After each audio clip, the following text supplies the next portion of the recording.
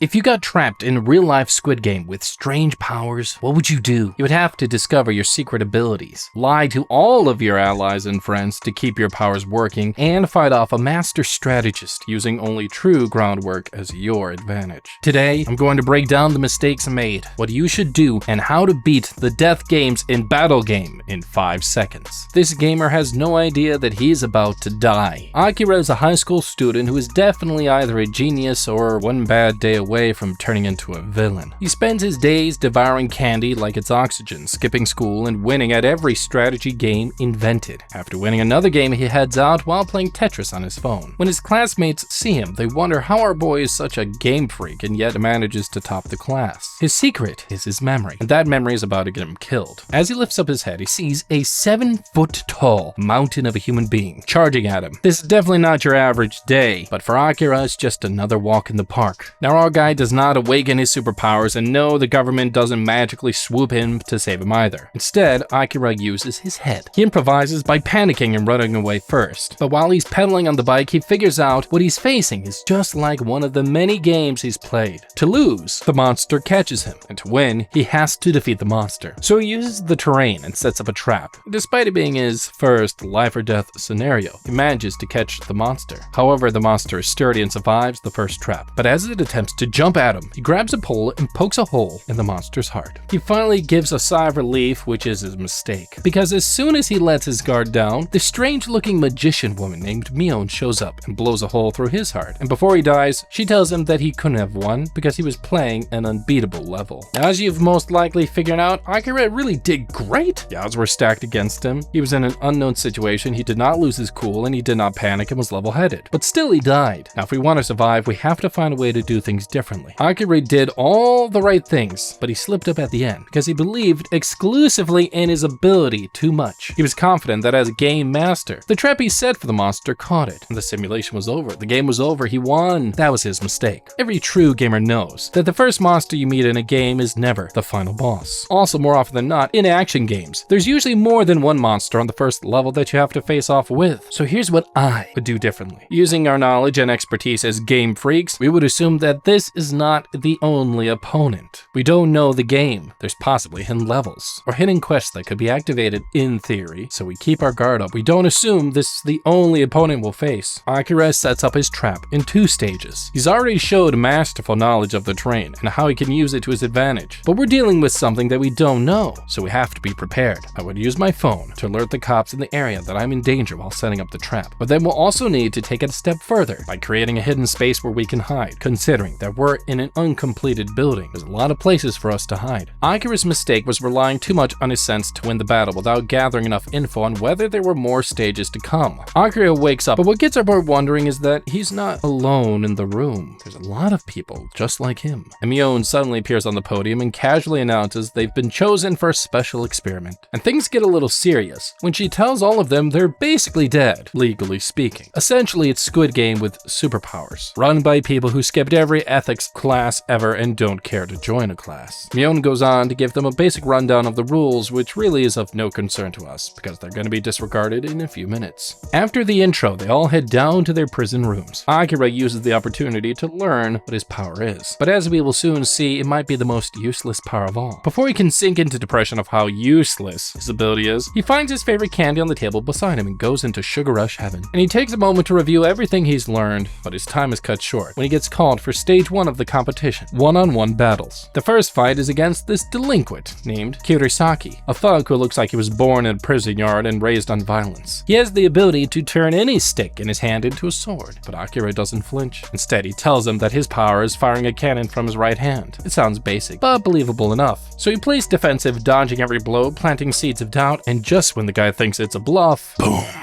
Instant cannonball to the face. Turns out the moment he believed it was real, it became real. And so he admits that he lost, and Akira gets announced as the winner. But as he walks away, Mion points out to her colleague that Akira's real ability is not the cannon they just saw him use. Turns out his real ability is whatever his opponent thinks his ability is. That's why he couldn't use it at first, because he had to make his opponent believe it was his power. But while Mion smirks from her control room, Akira heads back to his room already plotting. He doesn't want out, he wants revenge. And now with a broken ability and a brilliant brilliant mind, he decides to turn this whole twisted experiment upside down, with Mion as his real target. Now, while Akira is hell-bent on finishing the game and ruining Mion, Yuri is looking for how to get back home. And she looks like just another high school girl with a tragic backstory and a soft personality, but she's got the most dangerous thing in the whole show. After mistakenly helping the stalker pervy dude with her hanky, he follows her everywhere. And then one day Yuri finds out he's about to kick his own bucket and she goes to stop him. But instead of listening to her, he grabs her and jumps off the rails with her, and now Yuri is stuck in a twisted game. Yuri wakes up in the same secret facility. She reads her ability and decides to test it out. But when she punches the wall in her room, Akira feels his room shake almost a full block away. Turns out 5 times a human's base strength. She tries to use her power to break through the prison door and escape, but her punches only make dents in the wall. She eventually gets taken to her fighting arena, and her opponent is this guy that looks like he'd give Stone Cold Steve Austin a run for his money, but instead of getting ready for a fist brawl. Psycho here decides to mentally assault and scar our girl first. He pulls down his pants and rushes after her with his ding-dong dangling like jingle bells. He grabs her and sniffs her, and just when he's about to really go crazy, Yuri channels her rage and crushes his hand. And then she gives him a hit that would put her on par with Saitama's base level strength, and the guy goes flying. Mion declares Yuri the winner, but she's really impressed with Yuri's fighting instincts. Now, although she came out on top, things could have gone very wrong. She got lucky in this fight. Yes, she has overwhelming strength. However, she did let her emotions get the better of her. Knowing that we're in a life and death situation, you gotta be ready to do anything in order to not get taken by surprise and to survive. Yuri's saving strength was that Mr. Pervy Perv was not focused exclusively on the fight. Considering that he could tank her first hit without budging, he very well could have won if he took things more seriously. But it also shows if she took this more seriously from the beginning herself, she could have won more quickly as well. And that's the problem. Yuri's powers seem to rise with her rage, basically the Escanor of emotions. But that means if she's not able to summon the necessary bit of rage, she's useless. And that means what Yuri should have been practicing when she was alone in her room was not her escape route, but how to bring out optimum power while keeping her emotions in check. This is a death game. No one's truly her friend, and there are people that will kill her in a second. So if I were her, I would train how to regulate my rage. Powers like her need consistency. She doesn't need to feel angry, she just needs to act like it. She needs to be able to develop a psychological trigger that keeps her violent and at maximal output, even using mental imagery to summon the strength instantly, even in calm situations. If she's not able to do this, the moment she faces someone who doesn't set her off emotionally, she's done. Akira wakes up from a weird dream and sees an official at his door. The dude leads him to another room where others are waiting, and that's when Mion says 5 words: "You'll now fight in teams." The solo battles are over, and now it's a full-on 5-on-5 deathmatch. And everybody's just dandy with it, no rules, no mercy. Just win or get deleted from existence. On Team Akira, we've got the dream team. Akira, the walking lie detector with the overpowered bluff ability. Yuri, our girly Escanor/Hulk, and Shin, a human tank with an invincible 2-second defense mode. And Mr. Kirisaki fought with Akira and lost in the first round. And finally, Sawatari, whose power is turning his shirt buttons into rope. Slightly useful, but underwhelming. They get 2 hours to plan. Akira immediately goes into genius strategy mode and starts telling his team false information about his powers. Why? Because even his own teammates can't know the truth. You might think this is dumb team play, but in this world, the less people that know about you, the longer you live, and he has no plan on dying anytime soon. He asks Yuri to show him her ability by jumping as high as she can, and when she does, he gets a sneak peek of the golden, well, you know, stuff. But he does get a good old slap for his overly level of inquisitiveness. Now, before they go to battle, Sawatari gives an inspirational speech about not dropping their guard because the enemy could be dangerous. Meanwhile, the enemy team is already cooking up chaos. The first attack comes from Rin, a sweet-looking girl who's probably killed more people than anyone else in the room combined. She gently engages Sawatari in a conversation in the ring because his abilities really suck for battle, so he decides to end the match by flipping a coin with her. Except he has no idea that he just walked into her trap. As soon as he throws up his coin, Rin's spikes bore holes in his stomach, and in a split second he's dead and Team Akira starts their match on a loss. Now the counterattack comes from Shin, who charges into battle with a look that says, "I bench press vending machines for fun," and he's up against Ringo Tatara, a quiet girl with a dangerous unknown ability. Now before the fight even really gets going, our girl just forfeits, and so we have to wait until we find out whatever her real power is. Next up, Kirisaki enters the stage against this scrawny looking girl, and just like the innocent one before, when the girl releases her power, Kirisaki realizes he might be in trouble. She uses a slingshot to shoot marbles at him, but as soon as they land, they turn into giant boulders, and that's when Kirisaki has to show his true ability. His power is not just to turn wood into any sword, he turns wood into a sword that can cut through anything. Akira feels something is off, so he warns him to finish it quickly, but because he doesn't do that, the girl uses her boulders to cage him in and goes in for the kill. And he breaks his wood into two and makes a smaller knife. After cutting her slingshot with the knife, the battle is all but over, but that's when he gets caught lacking. The lone marble that the girl released rolls under his leg and turns into a giant boulder and crushes his family jewels in the process. And then he passes out from his pain in his nuts, so Mion declares the girl the winner. Now Akira decides to go up next because the team is in dire straits. Well, that's what he wants them to think. What he really is just wanting to do is to just test out his new abilities and figure out whose mind he has to be linked up to in order for his powers to work.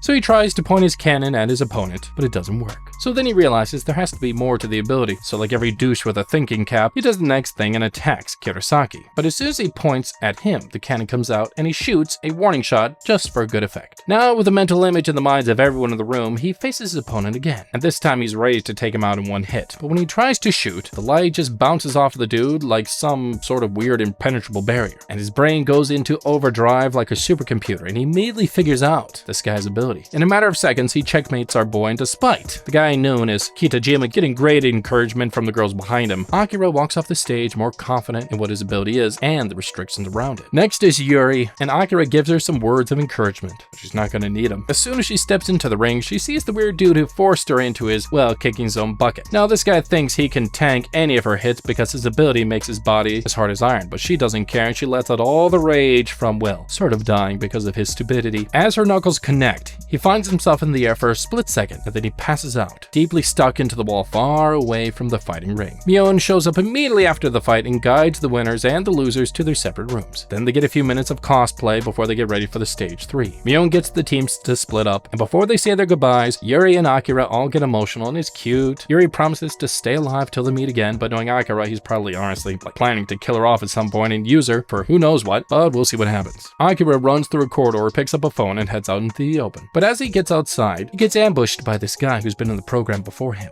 But yellow hair over here says he's trying to recruit our boy, not kill him, because the red team is full of psychos, and while his green team is a lot calmer, that's when their conversation stops before it can move farther. Because Yuri Chuan shows up with 4 men in red on her tail, and the red dude attacks yellow hair, whose real name is Saito, and he whips up his mysterious bow and arrow. And before Akira can do anything, one of the red dudes pulls out Akira's favorite weapon, his cannon. Turns out he's not the only one with the ability to use the cannon in the game. However, Yuri unconsciously helps him get the conditions ready for him to use the cannon, and just like he expected, it shows up. Akira shoots his cannon, and they just use the smoke screen to run away. And Akira, playing his usual chess level strategy, scoops out the green group and decides to join them for now. And within this group, he meets Shirasaki, this serious-eyed leader. He seems like the safe, reliable protector, but in this world, calm faces often hide chaotic intentions. And Shirasaki gives them the rundown of the third stage, which is basically steal the enemy's phone and gain the points stored on the phone. He also gives them the rundown of the red team and why they're dangerous. They have dangerous abilities and they don't plan on leaving the game. Basically, delinquents with nowhere to go, and this is the place where they thrive, so they're going nowhere. Shirasagi also tells them of a third neutral team that is uninterested in the battle, the blue team.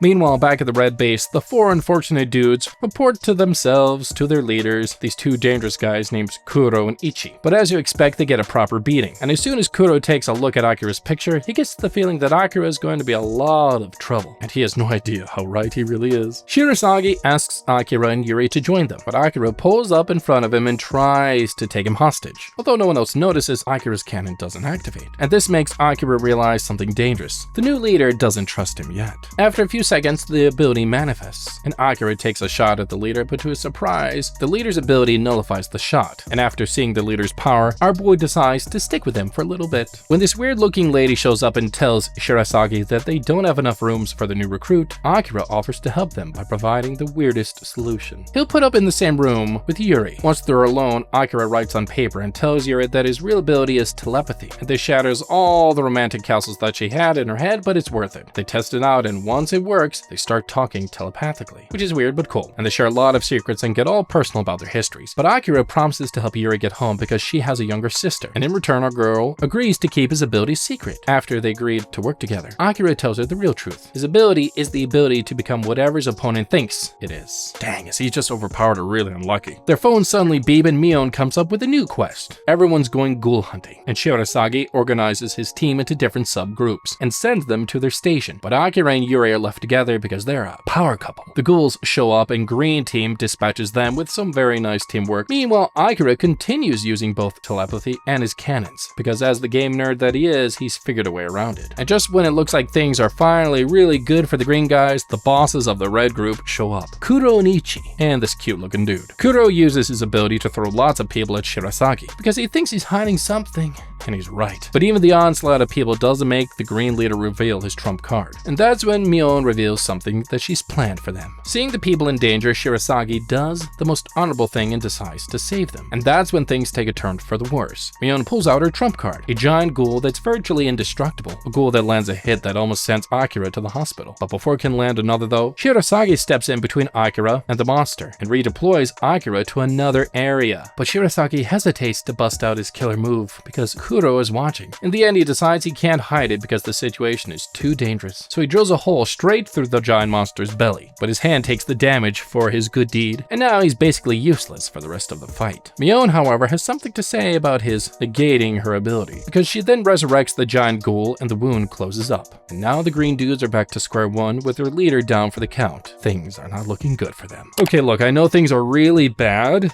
but if Shirasagi didn't decide to play the hero, which up to that point he was really calm and calculating, which is honestly why he's managed to stay ahead of the red team for the longest time, but he failed at the end. Now hear me out. Kuro started throwing his players as bait. Shirasagi already figured it out that it was a trap to get him to reveal his trump card. He should not have played into the enemy's hands anyways. In the art of war, yeah, you may lose a few battles and a few good men, but let the sacrifices happen and win the war. Don't give up the whole war for just a few battles. This is one of those cases, and it's not like these people were on his team originally, they're just random nameless people. So if I suggest let him die, let him die. Meat shields, come on! Hasn't anybody ever heard of that concept? And that's not all. Shirasagi set himself up for failure. When he decided to become the one-man army against the giant ghoul, he should have continued to prove himself as a rather savvy leader, because holding the dual might of Ichi and Kuro at bay for so long does, honestly, say something. He should have used his head a little bit more though. When he sent Akira elsewhere, he should have called some of his own players to come and help him with this fight. If they fought as a group, they could have brought down the ghoul without him having to show his secret move to his enemies. Now, although Shirasagi tells him to abandon him and head back to the base, Yuri decides to be a coconut head and decide to help him out. Akira can't see his baby girl get hurt, so he joins the fray even though he knows it goes against his logic. And Akira and Yuri play tag team while talking telepathically. And then our boy finds a blind spot from the sight of Kuro and Ichi and Mion, who are all watching him to see how he would resolve the issue. He lures the ghoul to the blind spot and shoots it in the head. And this time the creature stays down for a bit, but just when it decides to attack again, Ichi shows up out of nowhere and lends our boy a helping hand. He lops off the head with one kick and proves that if Akira were ever to fight against him, he would lose. Or will he? Before Akira and Team Green can carve out a moment of rest, Mion shows up and her devilish brain has planned out the next game they're gonna play. And just like you expect, it's an all-out battle between red team and green team. Mion explains the rules, but Kuro's not happy and he decides to throw in an extra detail. If red team wins, they get to kill everyone in Team Green, and Mion is all for it. And so now Team Green is not only facing destruction, they're facing outright annihilation. And after that, she gives them 7 days to prepare. With Team Green preparing for the fight of their lives, Shin shows up at their gate. With Akira and Yuri's help, the team quickly accepts him and adds him to the ranks. Meanwhile, Akira finds himself facing more of a difficult challenge. Remember the scrawny-looking nerd babe from the second stage? Remember her? She's finally ready to spread her teeth and bite. She shows up at Akira's door and reveals to him that she knows what his ability is. He gets defensive, understandably so, and pulls her into his room. But what he doesn't know is that Yuri is watching. Inside, Ringo makes Akira a proposal he can't refuse. She asks him to let her become his partner, because her ability is to use 1/10 of anyone's ability. She also reveals that because she was a slave of Team Red, she knows all of their abilities. Later, Akira meets Yuri and asks to spend the rest of the day with her. However, Team Green messes up because this dude escapes from their prison and goes to give info to Kuro. And he simply tells Kuro that Akira's real ability is not what it looks like. Kuro calls the upper echelon of his soldiers, and just looking at him, you can tell that the green team is in big trouble. Akira and Yuri isolate themselves in a remote part of the training zone, but they're not hiding, they're testing. And here's where Akira makes his boldest move yet. He shows Yuri his true ability. Now, we already know his power lets him make his opponent believe any ability he names, but only if they think it's real. The problem is, if people find out it's a bluff, it stops working. Instead, they try to change our boy into someone else. And thanks to Yuri's thinking about Ringo, Akira legit changes into Ringo. After that, he tells Yuri about his encounter with Ringo and why he had to talk to her. While they're talking, Team Blue shows up not to fight but to watch. Their leader Omoto just watches, and Akira uses the opportunity to try to recruit them to join the Green in exchange for some points. But they all refuse. They're not going to join. They're just here to watch, gathering data, who's who trusts who, and whose powers are in play. After Omoto and his friends leave, Akira and Yuri finally notice Kirasaki barking up by a tree, and he tells him he's going to join Team Red because he wants to fight and defeat Akira officially, but Akira doesn't care and heads back to the camp. He learns that the older folks have decided to join the fight because everyone has a score to settle with the red dudes, but the problem is someone here is a spy, and if Shirasagi doesn't figure out who it is soon, he's gonna lose his life. The fight starts properly and Team Green secures the first tower, but when they get to the second one, they run into Ichi. And then this cute mother decides to fight him with her sword of gravity, but she loses badly. But unfortunately, the help that came to help her loses also, and they lose very, very badly. Things are not looking good for Team Green, and just when you think it can't get any worse, Akira runs into the psycho killer babe from earlier, Rin. While the battle is on, Akira links up with Rin, and they share a secret plan. But as soon as Akira leaves, Rin calls someone over her phone and informs them that Akira is on his way. Shin runs into this weird-looking dude who uses a wire. He looks at him and realizes that this innocent-looking boy had just enjoyed a fresh round of killing Shin's teammates. But when he tries to attack the boy, his hands start shrinking, and the weird dude uses his threads to cut off Shin's hand. Meanwhile, just as Ichi's about to finish off his opponent, Yuri shows up and saves her. And Yuri uses Akira's idea and makes her speed her advantage because her power is the same level with Ichi's. She hits and runs, but when Ichi tries to grab her, she proves that Akira really is a brilliant strategist because she knocks Iki out using Akira's training, and then Shirasagi catches Kuro's spy. But when Ringo tries to interrogate him, another spy within Green Team kills him. And now the leader of the Green Team has to figure out who the second spy is. On the other end of the island, Akira runs into Kurosaki, who's ready for another battle, but they get interrupted when they run into this weird killer sword named Rindo. Turns out Akira already knew he was coming, and he even made a plan with Rin. In 5 steps, they'd bring down Rindo by the power of teamwork. But all of this is still part of Akira's plan. And elsewhere, Rin runs into Renka, who finds out that Renka is immortal. However, when her life is on the line, she figures out that Renka isn't really immortal, she's just a doll with a puppet master hiding close by. And Rin takes out the puppet master and Renka falls down dead. Shin continues his battle against the weird dude, but things are not looking great for our muscular friend. After losing his arm, piece of his foot, and lots of blood, the dude is finally ready to kill Shin for good. And before he can, this young girl uses her power to save Shin. But now she's in danger, and weird dude shoots a knife at the girl. But Shin jumps in the way and finally decides to use his hidden ability that makes him invincible for 2 seconds. But in the hands of a pro, 2 seconds is more than enough. He knocks out his opponent and rescues the little girl, and now he's finally ready to use his abilities and join the fight. Meanwhile, Saito's been fighting against this old man and he's losing very badly. He realizes that he can't beat the old guy, so he decides to give up. But just before he launches his final attack, Akira strolls into the fight casually and tells Saito to go somewhere else, and Akira takes a moment to figure out the old man's ability. But as usual, he already had a plan before showing up. The old man's power is chemical reactions. He can cause anything to combust if it's close to him, but all of this doesn't matter to Akira because he's seen through the ability. He grabs Rindo's sword, which he stole after his battle, and as soon as the old man sees it, the old man thinks that he copied Rindo's ability, which is exactly what he wants. Akira uses Rindo's slash and cuts our combustible old man into 2. Look, it's great that Akira made it in time to save Saito, but Saito would have died too if Akira didn't arrive when he did, and that's where we're going to do things a little differently. Look, Saito's mistake, like doing the mistake of all the others who fought the old man before him, is that he decided to attack the old man head on. There's so many ways he could have fought this battle, and although the old man's power of combustion is pretty darn cool, it is a basic ability, because while it provides him an ultimate defense in a way for attacks directed at him, it leaves him helpless to attacks that are directed at the area around him. This gives Saito an advantage. If we were in his shoes, we can start by targeting the trees around him, and thanks to his abilities, he already feels confident that he can't lose. We can use that to our advantage. Saito's a pretty good shot with his bow. He only needs to keep missing the old man on purpose while targeting either the trees or the floor around the old man. Yeah, he might diss him for being incompetent. Saito can definitely sell it by acting all panicked, and when the old man is busy gloating, Saito can use his arrows to break a tree, which could cause the old man to shift his attention away from him. And in that split second, Saito would disappear from his sight and use hit and run tactics to delay the old man more efficiently until help comes, or if he gets a lucky shot in. Either way, he'll live longer and maybe even defeat this guy on his own. Meanwhile, the second spy for the red team tries to attack Shirasagi, and it turns out it was the old lady from the kitchen, but Shirasagi already knew. She takes a little baby hostage and threatens to kill the baby, so he surrenders, but she still shoots him with her cannon and reports to Kuro, and Kuro thinks he's won the game because he's dead. But Mion informs him that although Shirasagi was the leader of the green team, he was not the king. We all know the only other suitable candidate, and just as Kuro hangs up from Mion, Akira shows up in front of him. Back in the green camp, the old lady is about to leave with a baby, but Ringo finally finds some balls and attacks her. And Ringo believes in Akira because he told her earlier to trust her ability. She copies the old lady's cannon and battles her for the right to the baby. The woman gets caught slacking, and she drops the baby on the floor, and Ringo pretends to shoot the baby, causing a landslide, but after capturing the woman, she reveals that she only misdirected her attention away from the baby. And Kuro promises Akira that he's not getting out alive, and get at this, Kuro doesn't give a poop what Akira's ability is. He ambushes him with a bunch of his slaves and uses their different abilities to attack him, but he has no idea that Ringo already revealed his true ability to Akira. They spend a few seconds exchanging ideas like two chess masters moving pieces on a chessboard, and Kuro's convinced that Akira made one mistake, thinking that Yuri and the rest of the team can beat Ichi just by ganging up on him. And to make matters worse, Kuro's ability chain suddenly shows on Akira, proving that Akira is now under his control too. Akira tries to teleport away, but Kuro is ready for that too, and Kuro's slaves hold Akira in place before he delivers the killing blow. But that's when Akira pulls out the greatest Uno reverse card in history. He tells our boy Kuro that he's been playing him for a fool. Turns out Akira used his ability to become anyone, to change into a spy, and infiltrate the red team's base. He also fed them fake information about his abilities, causing them to alter their strategy, and even with the knife he was stabbed, it turns out he wore a stab-proof vest. Just how far in the future does this guy look into? He uses Shirasagi's ability to take down the king, and all the slaves get released, and Kuro accepts his loss and throws away his phone. But he warns Akira that although they won, Ichi will still destroy Yuri and the rest of the team all by himself, and that's what made Akira make his first mistake. He rushes off to help Yuri and company, but as he leaves, Kuro pulls out a second phone and sends a message to some other slaves. Ichi goes berserk and knocks out Kirasaki and Shin, and after breaking Yuri's arm, she refuses to back down like the rest. Ichi and Yuri go toe-to-toe, but Ichi claims to not feel pain. She uses the ultimate art of Tokno Jutsu to compel Ichi to feel some pain, but when she tries to end the fight, Mion seals her ability because Kuro commanded his followers to do some dirty underground work. Defenseless, Ichi attacks her and almost knocks her out. Look, I hate to say it, this is all of Akira's fault. Akira has usually been one step ahead of everybody the entire time, but with the battle on the line for everyone, he finally made a mistake. Honestly, I think it's because things had gone his way so often for this long. Akira's mistake was that he believed Kuro had given up. Kuro, just like Akira, is a strategist as well. When Kuro threw away his phone and admitted defeat, Akira should have double-checked that the phone he threw away was really his, or if he had any other on him. Had he done this, he could have noticed the deception and stopped whatever Kuro was planning. So in short, if you find yourself winning a lot, the best thing you want to do is rein yourself in and double-check everything so you keep on winning, because now you might just be entering the biggest trap of your life. But Akira, as a strategist, comes up with a quick fix. He calls Ichi and negotiates a settlement. In exchange for Yuri being alive, everyone places their hope in Akira. Now, Ichi believes the battle is just like an easy win for him, but it turns out Akira and Yuri already practiced a finishing move with Akira using Yuri's abilities. And using the skill, Akira sends Ichi flying with a solid punch and knocks him out for good. Mion finally announces Green Team as the winner, and Mion's goons takes out everyone on a stretcher. But when Akira heads down to the stream to wash his face, he runs into the Blue Team leader Omoto. And then he discovers that he's not the only person with the power of illusion. Omoto shows him the same power that he has used to take over the show, and now Akira realizes that his luck has run out. Omoto knocks him out for good, but when he wakes up back in his room living his normal everyday life, he ditches school and heads out to play a game instead. And he finds Yuri in the real world and they hug like a cute couple.